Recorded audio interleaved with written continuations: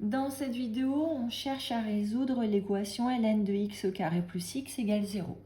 Donc, on va commencer par se poser la question à quelles conditions ln de x au carré plus x existe.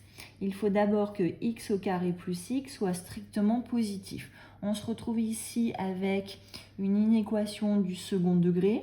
On va donc calculer le delta. Donc, je rappelle la formule, b au carré moins 4ac.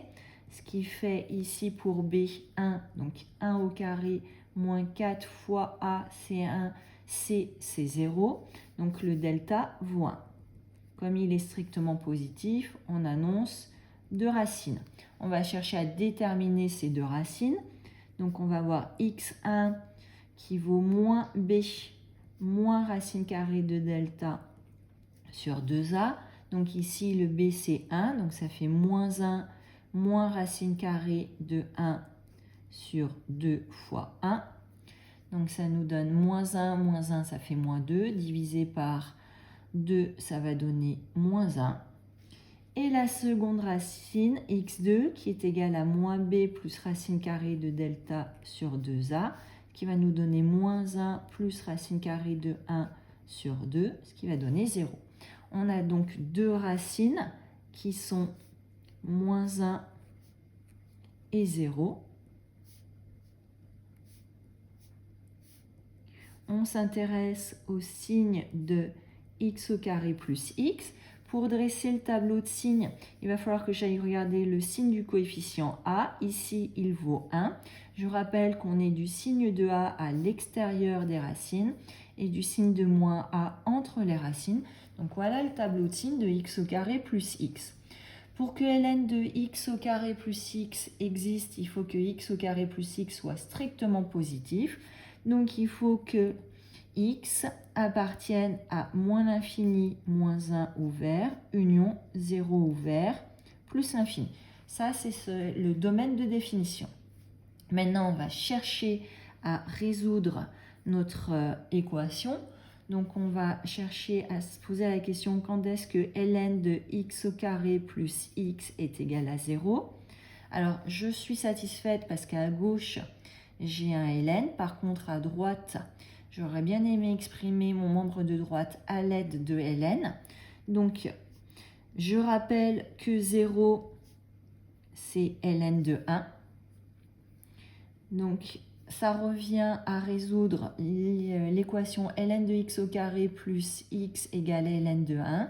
Autrement dit, on a une propriété du cours qui nous permet de dire que ça revient à dire que x au carré plus x doit être égal à 1. Je vais passer le 1 dans le membre de gauche, donc on va soustraire au membre de gauche et au membre de droite le nombre 1. On va se retrouver du coup avec x au carré plus x moins 1 est égal à 0. Autrement dit, on se retrouve à résoudre une équation du second degré. Donc comme tout à l'heure, on va calculer le delta. Donc toujours b au carré, donc ici b égale 1 moins 4 fois a, 1 fois c qui vaut moins 1. Donc, ce qui fait 1 plus 4, ce qui va nous donner 5. Notre delta étant strictement positif, on va annoncer deux racines. La première racine, x1, donc la formule, on a dit que c'était moins b, donc moins 1, moins racine carrée de delta, c'est-à-dire moins racine carrée de 5, divisé par 2 fois a, ici 2 fois 1. Cette racine-là, elle vaut environ moins 1,6.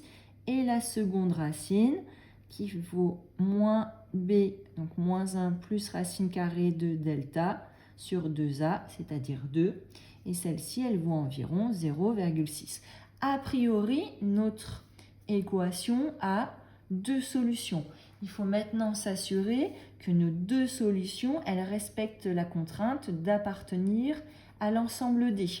On voit que x1 vaut environ moins 1,6. Il appartient donc bien à D. Et x2 qui vaut environ 0,6, c'est bien un nombre qui est strictement positif. Il appartient lui aussi à D. Ça veut dire que nos deux solutions conviennent. Notre équation a donc deux solutions qui sont moins 1 moins racine carrée de